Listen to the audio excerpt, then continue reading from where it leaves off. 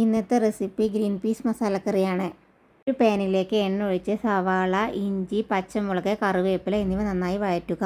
ഇവയെല്ലാം നന്നായി വഴന്നു വന്നതിന് ശേഷം തക്കാളി ഇട്ട് നന്നായി വഴറ്റുക. ഇവയെല്ലാം നന്നായി വഴന്നു വന്നതിന് ശേഷം മല്ലിപ്പൊടി, മുളക് പൊടി, മഞ്ഞൾപ്പൊടി എന്നിവയിട്ട് നന്നായി വഴറ്റുക.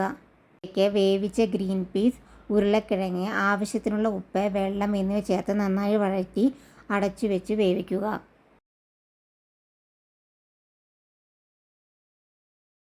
ഒരു പാനിലേക്ക് എണ്ണ ഒഴിച്ച് തേങ്ങ, പട്ട, ഗ്രാമ്പു, ഏലക്ക, പെരിഞ്ജീരകം എന്നിവ നന്നായി വറുത്ത് നന്നായി അരച്ചെടുക്കുക. ഈ അരപ്പ് ചേർത്ത് 5 മിനിറ്റ് അടച്ചു വെച്ച് വേവിക്കുക. പിന്നീട് ഈ കറി താളിച്ചെടുക്കുക.